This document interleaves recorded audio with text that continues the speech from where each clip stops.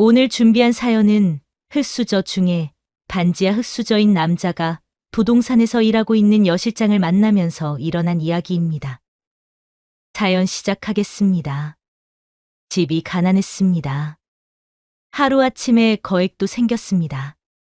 그 때문인지 처음 만난 여자가 모든 걸 주며 다가왔고 전 그걸 순진하게 받아주었습니다.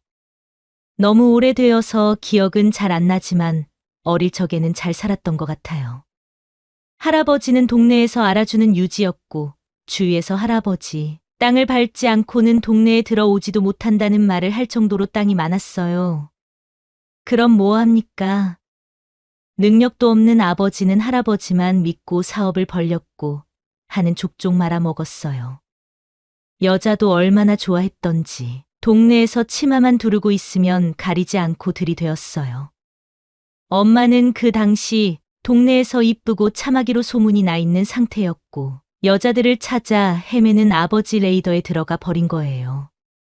이런 남자가 뭐가 좋았던 건지 결혼도 하기 전 둘 사이에서 제가 생겨버렸어요. 할아버지는 저희 존재를 아시고는 결혼을 하지 않으면 재산을 주지 않겠다고 선포를 해서 서둘러 결혼식을 올렸다고 해요. 아버지는 결혼하고 나서 몇 달은 술도 자제하고 사업도 벌리지 않았는데 개가 똥을 끊지 딱 반년 갔다고 합니다. 자기 힘으로 돈 한 번 벌어본 적 없는 사람이 아는 것도 없이 사업을 계속 벌이는데 성공할 수가 있나요? 결국 가지고 있던 재산 대부분을 날려버리고 말았어요. 엄마는 그런 상황에서도 어떻게든 가정을 유지하려고 노력했으나 적반하장도 유분수지 아버지가 이혼을 요구했어요. 당연히 엄마는 이혼을 못 해준다고 강경하게 나갔는데 밤마다 계속되는 아버지의 괴롭힘에 할 수 없이 저와 함께 나가는 조건으로 이혼을 하게 되었어요. 엄마도 혼자 나가려고 하다가 자기를 대신할 젊은 여자랑 언제 놓았는지 모를 자식 한 명이 있다는 걸 알고는 저도 데리고 나오게 되었어요. 방 한켠 구석에 쪼그리고 앉아있던 엄마가 담요로 얼굴을 가린 채 어깨를 들썩이며 울던 모습이 아직도 기억나요. 작은 방, 희미한 형광등 불빛 아래 엄마가 숨죽여 흐느끼던 그 모습이 그때 저는 아무것도 할 수 없었지만 마음속에 내가 지켜야겠다는 생각이 자라기 시작했어요. 사람이 철이 언제 드는 줄 아세요? 사람마다 시기는 다 틀리겠지만 전 엄마랑 같이 나온 그날에 든 것 같아요. 매번 생활비에 허덕이는 엄마 모습을 보고 나서는 새벽에 편의점 알바는 당연했고 주말에는 전단지 알바나 노가다를 하러 다녔어요. 학생이라고 노가다, 하루 일당도 일반 사람보다 적게 주었는데 불평보다는 돈을 벌 수 있다는 기쁨이 더 컸던 것 같아요. 고등학교를 졸업하고 나서는 대학교 대신 공장 취업을 택했고요. 아참 여기서 중요한 한 명을 말씀드려야 될 것 같아요. 고등학교 때 만난 친구이고 노가다부터 시작해서 공장이랑 군대까지 같이 간 친구가 있어요. 그 친구랑 같이 취업하고 나서 1년쯤 지난 후 군대를 갔다 와야 해서 같이 지원을 하고 착잡한 기분에 술을 한 잔 먹게 되었어요. 우리도 이제 몇 달만 있으면 뺑이 치러 가야 되네. 가야지. 우리가 신의 아들은 아니잖아. 18개월 동안 일하면 돈이 얼만데 뺑이 치는 거보다 돈 때문에 속 너무 쓰리다. 아, 짜증나. 흥분하기는 남들도 다 그런 생각한다. 그래도 아까운 걸 어떻게 하냐? 뭐 그래 가는 건 가는 거고 너 이때까지 얼마나 모아둔 거야? 알면 다친다. 사소한 걸로 목숨 걸지 말자. 야, 그러지 말고 알려주라. 궁금하잖아. 그런 넌 얼마 모았는데. 내가 말하면 알려줄 거야. 한번 들어보고 말해주던지 할게. 간보기는 난 4천 좀 넘어 넌. 거지네 거지. 돈 벌어서 다 어디 쓴 거야? 뭔 엑스 소리야? 그래서 넌 얼만데? 너보다는 많어. 그래서 5천 넘어? 장난하냐? 그거 가지고 뭐 하게. 진짜? 그럼 6천? 쓰는 김에 더 써봐. 그럼 7천? 에이, 그 정도는 아니지. 슬슬 짜증나려고 하니까 그냥 말해줘 얼마야? 삐지기는 대충 6,200쯤 될 거야. 야, 앞으로 너가 술 사. 오늘도 네가 계산하고.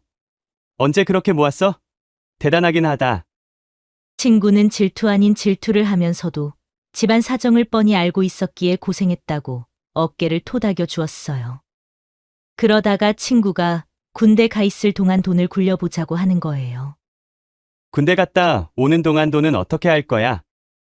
그냥 묶어 놓아야지. 이걸로 할 수 있는 게 없잖아.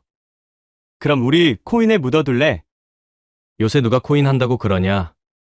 그때가 코로나 터지기 전에 코인이 한번 크게 올랐다가 완전 바닥을 쳐서 아무도 관심을 두지 않을 때였어요. 그러니까 지금 사야지. 인생 뭐 있냐? 한 방 제대로 걸어서 간지나게 한번 살아봐야지. 뭔 엑스 소리를 그렇게 거창하게 하고 그러냐? 쌉소리 그만하고 내일 동창회 갈 거야? 당연히 가야지. 오랜만에 애들 얼굴 보고 가면 좋잖아. 왜 넌 안 가려고? 너 안 가면 안 가려고 했지. 다들 대학생들인데 왠지 갔다 오면 기분이 안 좋을 것 같아서.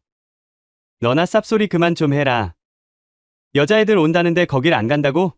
무조건 가야지. 알겠다, 알겠어. 넌 여자애들만 나오면 눈이 돌아가고 그러냐? 오늘은 여기까지 먹자. 내일도 먹어야 하는데. 동창회를 가기 전까지는 썩 내키지 않았는데 막상 도착해서 반 친구들을 보니까 왜 그런 생각을 했을까 후회가 될 정도로 너무 즐거운 거예요. 그렇게 한참을 즐겁게 보내다가 남자애들이 군대는 다들 언제 가는지에 대한 이야기가 나왔고 친구랑 나는 조금 있으면 입대를 한다고 했더니 너도 나도 술을 권하며 잘 갔다 오라는 말들을 해주었어요. 평소 주량이 소주 한 병 반 정도였는데 너도 나도 주는 술 때문에 속이 안 좋아 지기 시작하는 거예요. 야, 술 먹다 말고 어디가? 밖에 바람 좀 쐬고 올게. 너무 많이 마신 것 같아. 같이 나갈까? 아니, 괜찮아, 놀고 있어. 친구에게 잠시만 나갔다 오겠다고 말한 뒤 가게 문을 열고 나갔는데 골목길에서 익숙한 목소리가 들리는 거예요. 야, 공돌이들 좋다고 떠드는 거 들었어? 아, 걔네 2명? 대학도 못 가고 공돌이 하는 게 무슨 자랑이라고 저렇게 떠벌리는 거지.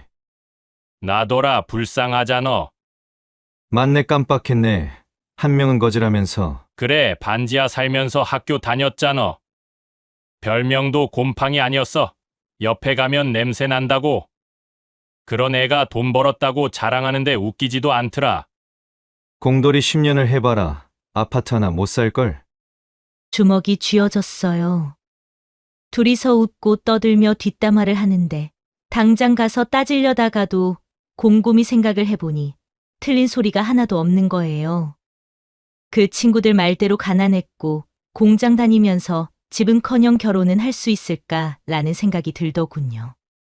아무 말도 할 수 없는 나 자신이 수치스럽고 부끄러워서 얼굴이 달아올랐어요. 더 이상 동창회 자리에 있는 것도 싫어서 가게로 다시 들어가서는 아무 말 없이 가방을 들고 나왔어요. 야, 어디가? 벌써 가는 거야? 붙잡는 친구 말에 아무런 대꾸도 하지 않은 채 술집에서 나왔더니 친구도 소지품을 챙겨서 뒤따라 나왔어요. 왜 그래? 분위기 좋았는데. 그냥 속이 안 좋아서. 왜? 대학생들 보니까 부러워서 그래.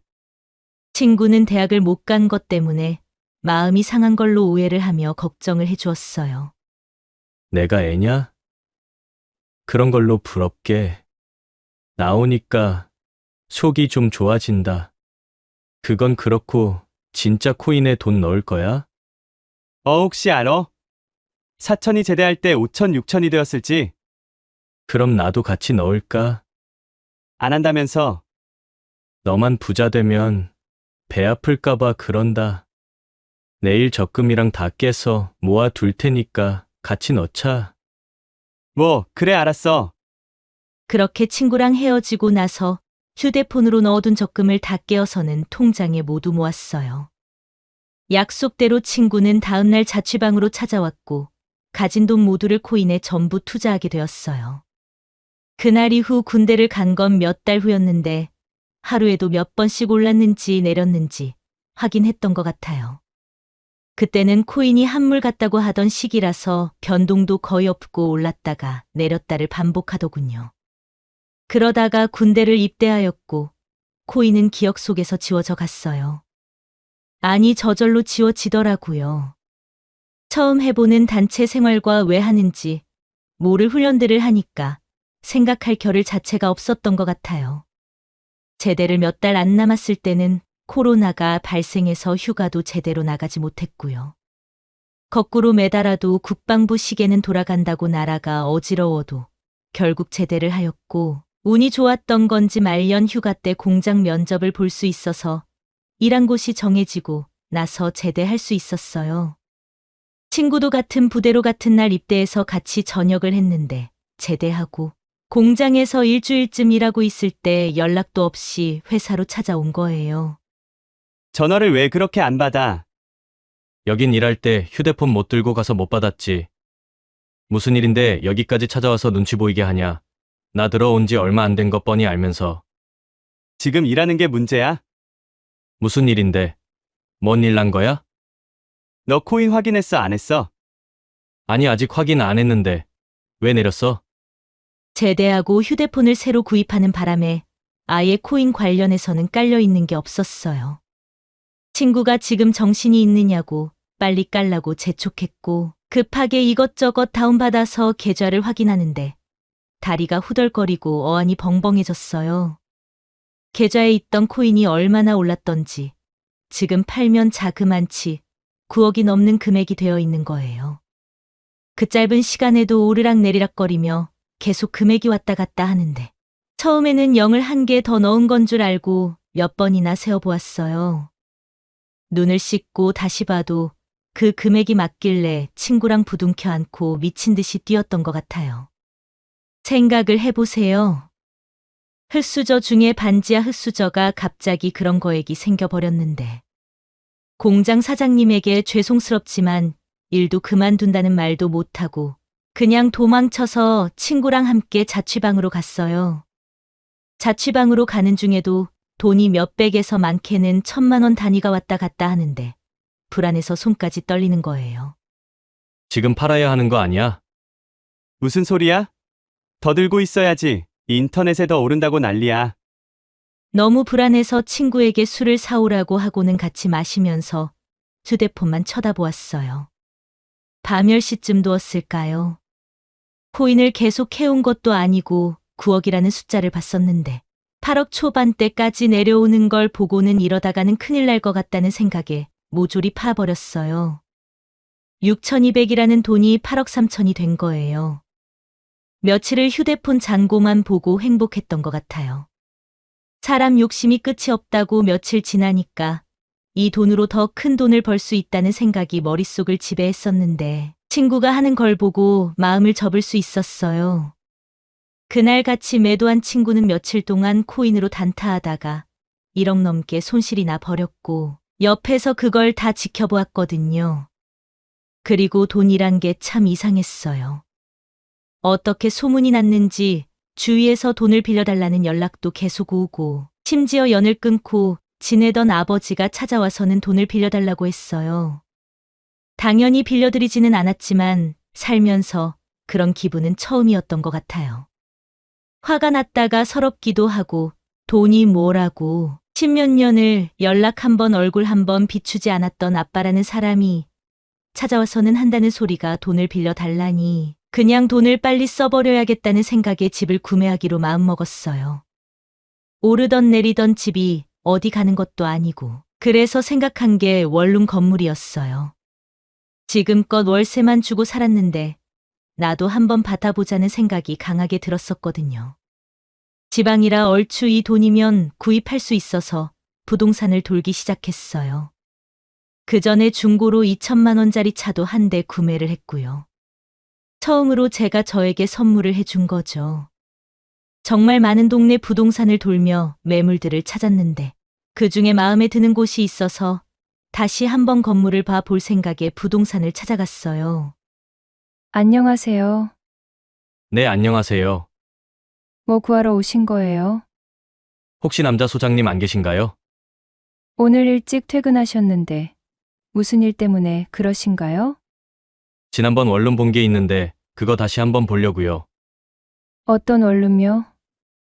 제가 원룸 월세 담당하고 있거든요. 월세 구하는 게 아니라 매매하려고요. 어머, 그래요? 나이도 젊으신데 벌써 건물 사시는 거예요? 그냥 보는 거면 제가 보여드릴 수 있어요. 잠시만요. 그녀는 소장님에게 전화를 걸더니 저에 대해 설명을 하였고 어디에 있는 원룸인지 물어보고는 같이 가자고 했어요. 여 실장을 따라 부동산을 나와서 차로 가는데 그녀가 특이해서 물어보았어요. 일하실 때 그렇게 입으시나 봐요.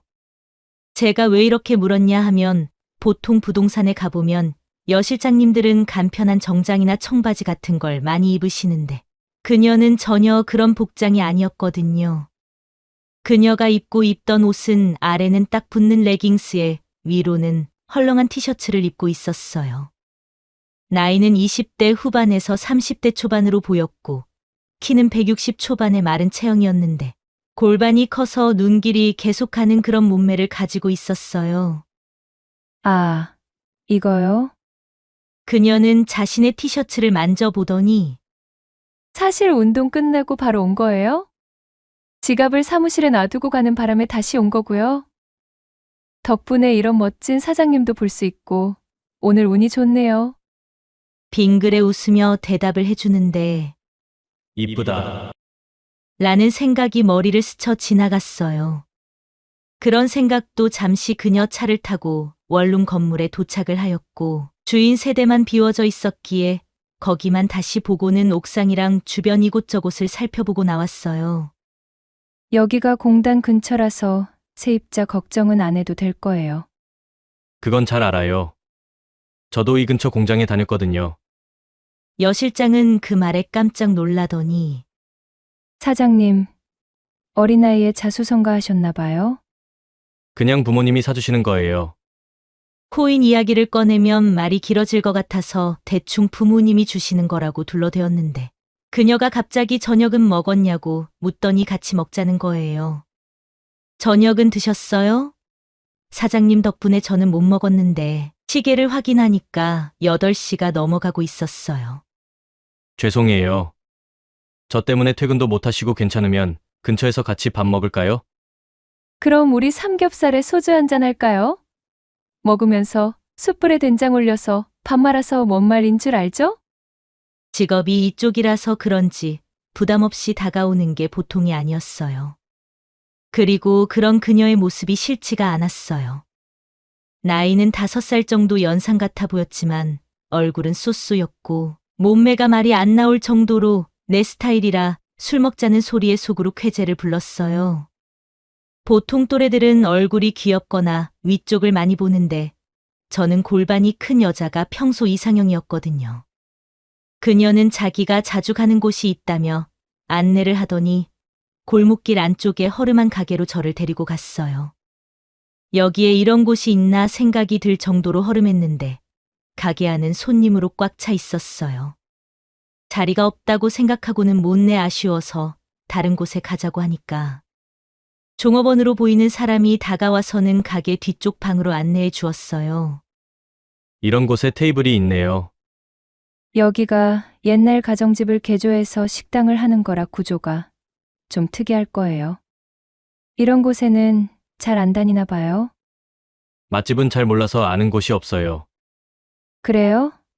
여자친구랑 맛집 찾으러 안 다니세요?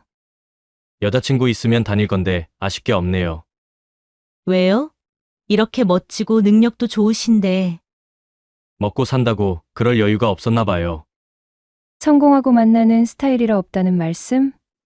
지금은 성공했으니까 여자친구 만들 생각 있으시겠네요. 제가 만들고 싶다고 하면 만들어지나요? 멀리서 찾지 마요. 지금 앞에서 같이 술 먹는 사람도 남자친구가 없답니다. 갑자기 훅 들어오는 그녀의 멘트에 돈만 보고 살아왔던 저에게도 설레임이 찾아오는 것 같았어요. 마음이 움직여서일까요? 그날따라 술도 달게 느껴지는 것 같았어요. 술잔을 채워주면 무섭게 마셔버렸고 그녀 또한 둘이서 마셔서 그런지 한 번을 빼지도 않고 같이 마시는 거예요. 처음에는 부동산 직원이기도 하고 혹시나 다른 의도 때문에 접근한 건 아닐까 라는 생각 때문에 경계를 하다가 시간이 지나면서 계속되는 호의의 경계가 무너지기 시작했어요. 그러니까 사장님, 아니, 너는 25살이라는 거잖아. 네, 그렇죠. 대단하다 너. 나이도 나보다 어린데 벌써 성공하고. 그거 알아? 난 그런 남자가 좋아. 그냥 오늘부터 내 거 해라.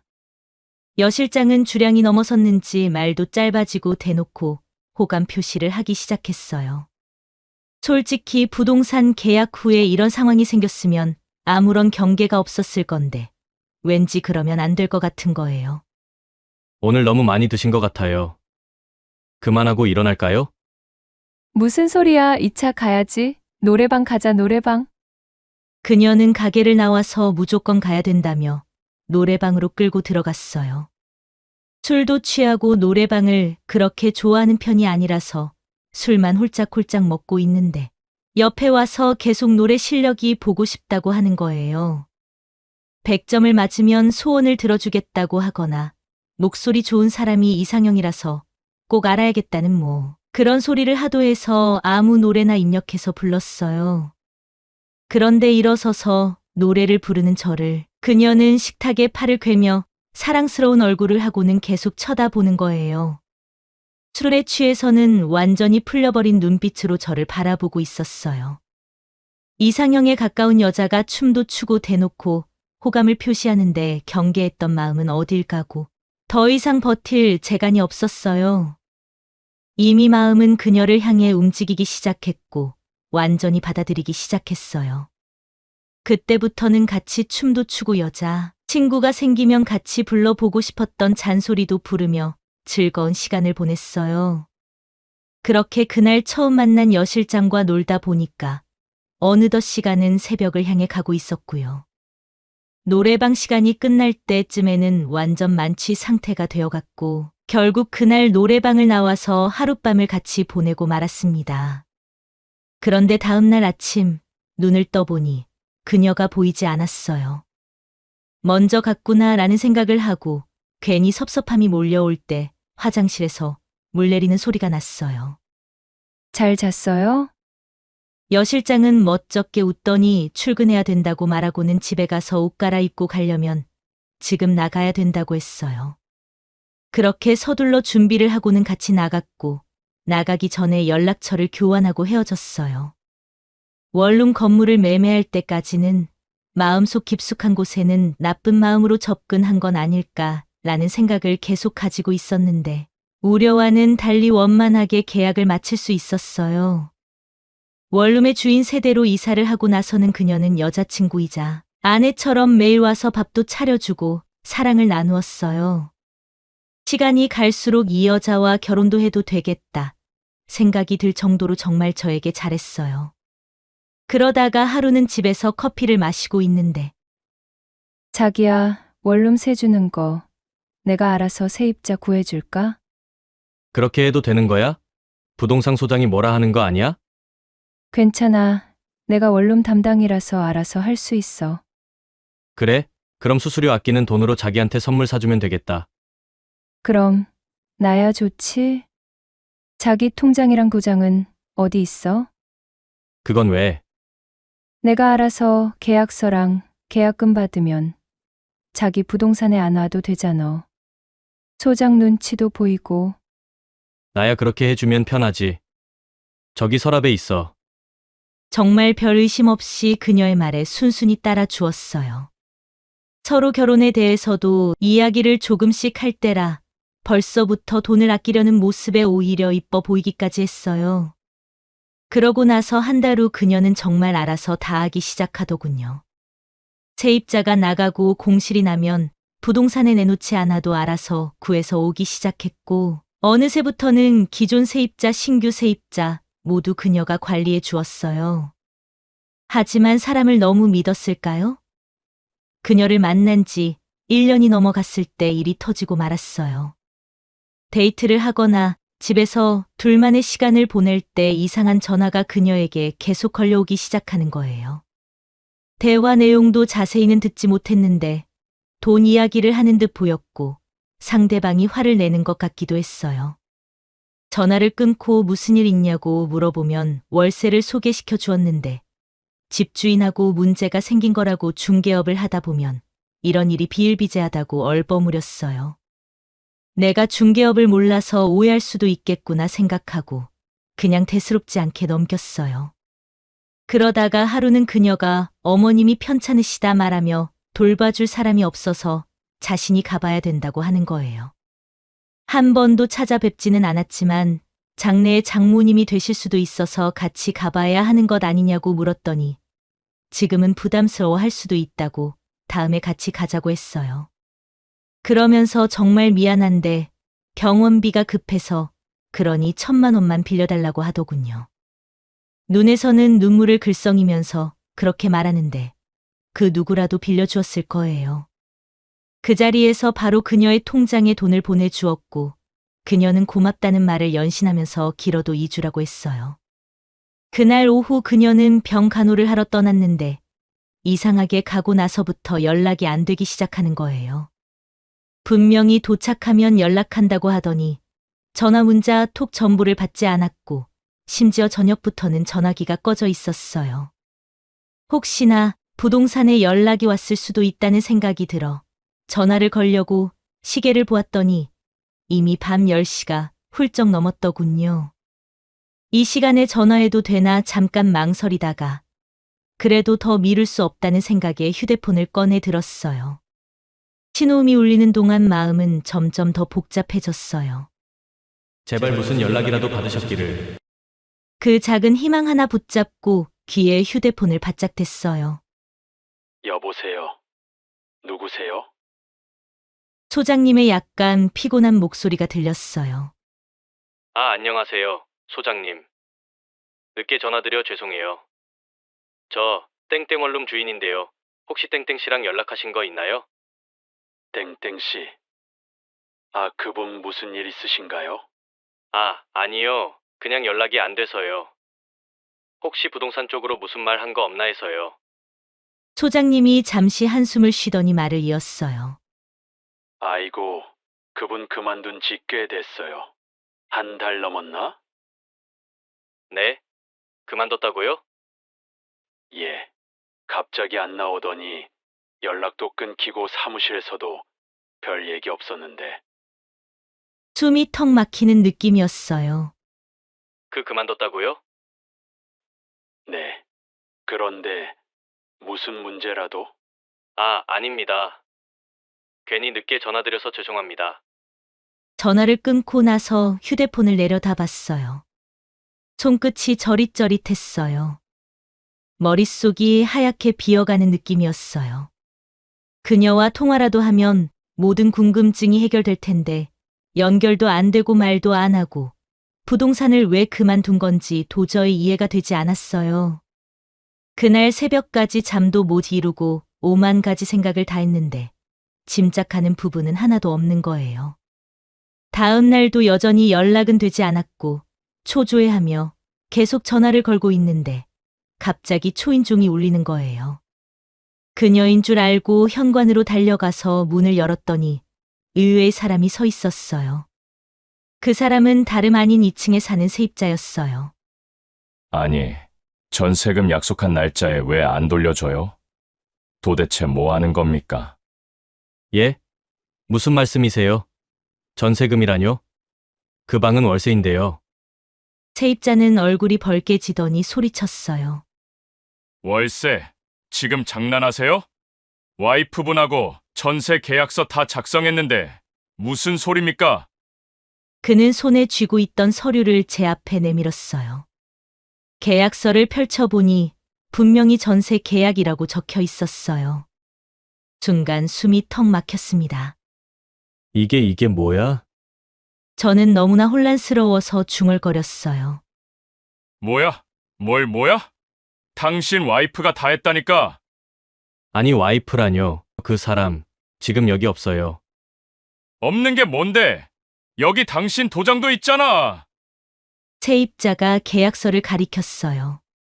순간 머리가 복잡해졌습니다.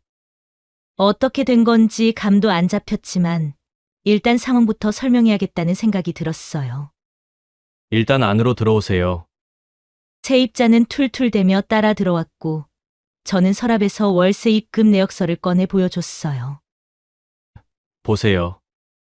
이렇게 매달 월세가 들어왔어요. 이게 전세라면 이 돈은 뭔데요?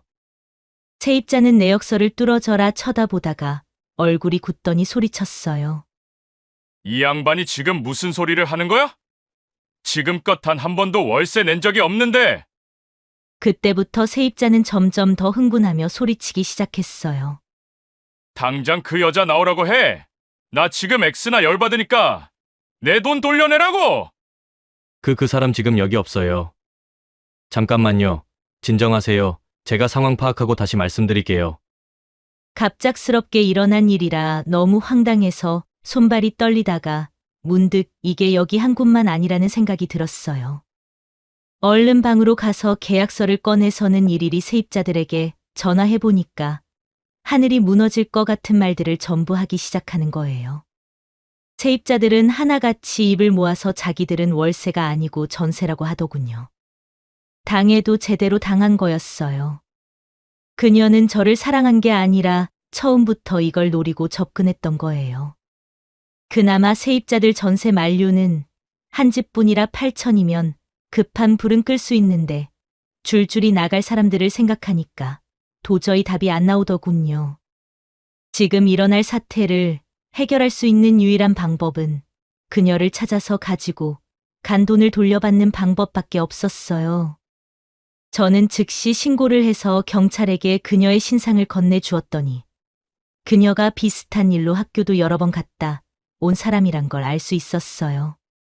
저는 도대체 1년이 넘는 시간 동안 누굴 사랑한 걸까요? 결국 5개월 후에 그녀가 잡혔다는 연락이 왔고 가서 만났더니 웃으면서 속은 사람이 바보라고 하더군요. 그녀는 다리를 꼬고 앉아 있었어요. 얼굴에는 반성도 미안함도 없었어요. 오히려 즐기고 있다는 느낌이었죠. 야, 잘 있었냐? 그녀가 먼저 웃으며 말을 걸어왔어요. 넌 이게 다 뭐 하는 짓이야? 뭐긴 뭔데, 돈 벌려고 한 거지? 그걸 몰랐냐? 왜 나였어? 왜긴, 넌 X나 만만했거든. 돈 생겼다고 설쳐대는 꼴이 딱 호구였어. 그게 널 사랑했던 사람한테 할 소리야? 그래, 솔직히 난 너한테 좀 청 갔었어. 그래도 X나 웃기더라. 나한테 다 맡기고 도장까지 내밀 때. 어우, 그땐 나도 좀 놀랐어. 진짜 넌 사람도 아니야. 사람? X발. 세상에 사람다운 새 X가 어딨어. 다들 이렇게 살지. 너만 착한 척 X라라다 당한 거야. 넌 후회 안 해? 그녀는 코웃음을 쳤어요. 후회. X발 후회는 개나 줘? 난 하고 싶은 대로 했고, 넌 당했고, 끝이야. 알아서 살아. 호구새 X야. 다음에도 이런 X신 같은 기회 있으면 또 할 거야. 그땐 더 크게. 근데 넌 다음에도 당할 것 같네. 그녀의 비아냥에 더 이상 할 말도 없었어요. 그리고 그녀가 잡혀올 때 가지고 있던 돈은 100만 원 남짓만 남아 있었고 나머지 돈에 대해서는 말도 안 되는 핑계를 대며 없다고 했어요. 어찌되었건 결국 내가 못나서 이런 일이 벌어진 거겠죠. 누굴 원망하겠어요. 다 내가 모자란 탓인데. 그래서 책임지려고요. 건물은 내놨어요. 언제 팔릴진 모르겠지만 그날까지는 술에 기대 살 것 같아요. 그녀가 마지막에 내게 남긴 그 말. 속은 사람이 바보야. 그게 귓가에서 떠나질 않네요. 진짜 그런 걸까요? 내가 바보라서. 인생이 바뀌었다고 잠깐이나마 꿈꿨는데 알고 보니 전 여전히 같은 자리에 서 있더군요. 아니, 오히려 더 무너진 자리였어요. 그녀가 정말 밉네요. 밉고 원망스럽고 이 감정을 어디다 풀어놓아야 할지 모르겠어요. 앞으로 어떻게 살아야 할까요? 그게 정말 너무 막막해요. 여기까지가 오늘 준비한 사연이었습니다. 여러분의 구독은 영상 제작에 많은 도움이 됩니다. 자연 많은 여자였습니다.